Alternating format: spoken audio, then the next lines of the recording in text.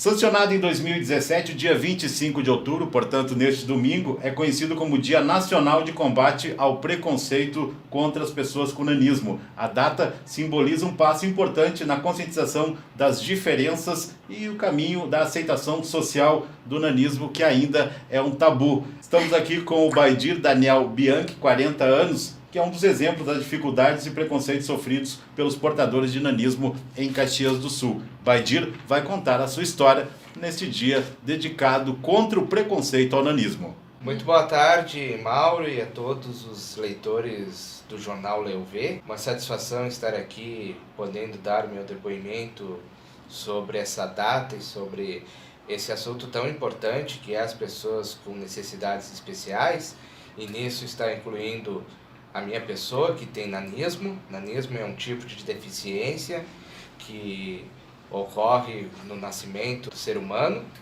e ele pode ser hereditário, como eu tenho um filho que nasceu com nanismo também, como pode ser não hereditário, que foi o meu caso, que os meus pais eles têm estatura normal e não tinha nenhum tipo de caso na família, em pelo menos 2 gerações, e eu acabei nascendo com essa deficiência. São muitos projetos, passos importantes que nós estamos caminhando, como a conscientização, as homenagens e o dia de relembrar que existem pessoas com nanismo na sociedade e que nós somos parte dessa sociedade, que nós temos família, que nós almejamos trabalho, emprego, renda, escolaridade, e somos mais do que, como era visto no passado, só um objeto circense, ou o anão de jardim, ou o anão que faz humor. As dificuldades, elas são das mais complexas, as mais simples possível, que no olhar do humano comum, ela seria simples, mas para nós é uma dificuldade. Por exemplo, nós temos a dificuldade de ingressar no mercado de trabalho, ingressar na escola, ingressar nas universidades, todo o sistema de inclusão, mas também nós temos dificuldades do dia a dia, por exemplo, como usar o transporte público da cidade. No meu caso específico, que tenho nanismo, as minhas pernas elas são um pouco mais curtas, bem mais curtas que a do normal. Então, para subir num ônibus com o degrau elevado é dificultoso. Para passar o leitor do cartão nas catracas que ficam depois da catraca é mais dificultoso ainda. Nós temos que pedir auxílio ao operador, ao cobrador ou alguma pessoa que esteja ali próximo.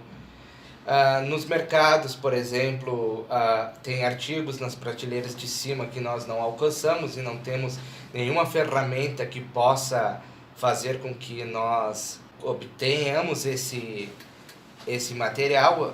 Por exemplo, em açougues e padarias, como o balcão ele é alto, muitas vezes o atendente não nos vê do outro lado do balcão, ou às vezes eu estou lá na fila e as pessoas pensam que eu estou junto com alguém e acabam atendendo a pessoa de trás e não pedindo para mim se eu queria alguma coisa. Então, entre isso, assim, eu procuro frequentar locais onde eu já sou conhecido, que daí as pessoas já têm o costume de me atender e de ver as minhas necessidades e se solidarizam a me ajudar nas minhas compras, no ônibus que eu vou pegar, na rua que eu estou caminhando, às vezes propriamente subindo nos elevadores dos prédios.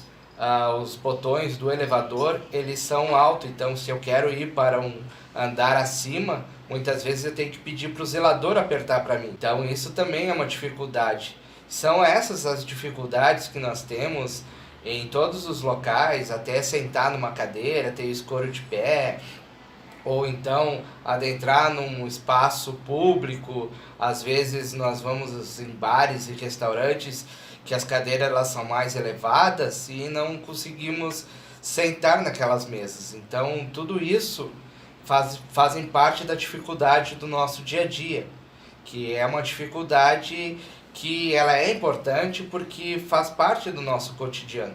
Talvez as pessoas elas não tenham consciência disso, porque não tem pessoas próximas que tenham essas particularidades para avisá-las ou para mudar essa situação, mas são dificuldades que nós encontramos, fora aquelas mais complexas, que daí é de nível governamental, falta de estrutura em escolas, em vagas para universidades, enfim. Tanto meu filho também tem nanismo, ele tem 6 anos de idade e ele encontrou dificuldade para se matricular numa escola perto da minha casa, porque a monitora já estava com a sua faixa de crianças preenchida, que é 4 crianças por pessoa. E simplesmente a escola disse que não teria como matriculá-lo. Nos mandou para uma escola a 3 quilômetros da minha casa. E aí, como ele tem nanismo também, essa seria uma dificuldade para mim, como pai, carregar uma criança com nanismo durante 3 quilômetros, usar transporte público, sendo que nós temos as escadas dos ônibus hoje em Caxias do Sul, elas são mais elevadas, porque foi feita uma construção em IPIs, enfim, e os ônibus vieram com as escadas mais elevadas, porque a calçada nessas paradas elas são mais elevadas, só que essas calçadas elas não são padrão em toda a cidade, então fica muito dificultoso para nós subir dentro do ônibus. Com uma criança ainda que tem esse problema de locomoção, fica mais difícil ainda. Então daí aconteceu todas essas questões que agora eu estou expondo aqui para vocês, para se tornar público, que a nossa dificuldade ela começa desde a hora que acorda até a hora que vai dormir. Bom, o preconceito e a discriminação ela é uma marca do Brasil, né? Nós temos aí a questão do machismo e do racismo que está presente nas discussões, principalmente de internet, e na vida das pessoas, e o preconceito e a discriminação contra pessoas com necessidades especiais também se inclui nisso.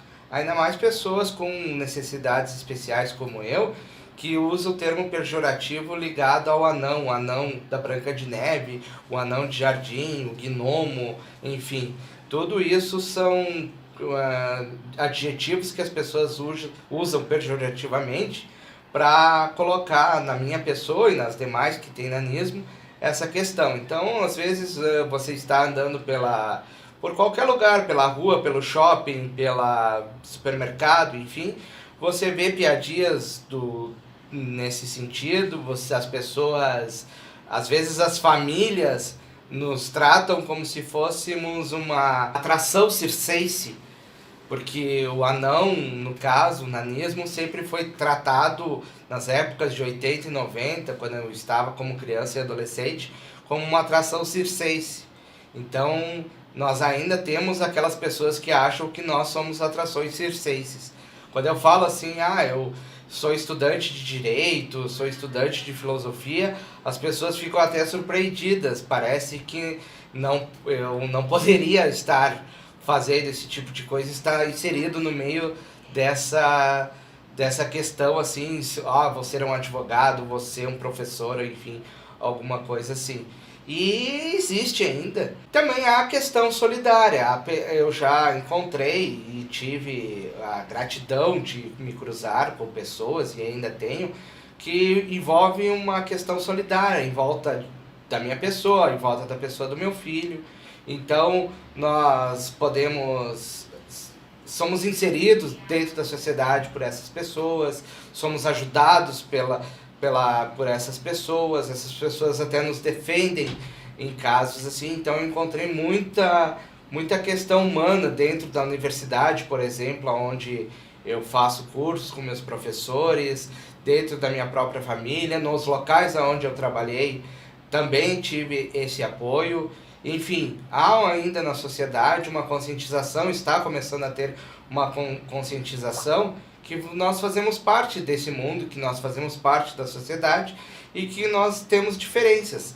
As únicas diferenças que nos dividem dos outros seres humanos, porque todo ser humano é diferente, é que a nossa diferença ela é facilmente visualizada, ela é uma diferença física, então é mais fácil compreendida e notada. E eu acho que quanto mais matérias, quanto mais a imprensa divulgar e conscientizar as pessoas disso, eu acho que nós estaremos dando um passo importante para um mundo melhor e para um mundo mais inclusivo. Estou muito feliz aqui que eu possa, nessa entrevista, que você possa servir como exemplo a todas as pessoas com deficiência, as pessoas com nanismo, que nós podemos e devemos lutar pelos nossos direitos.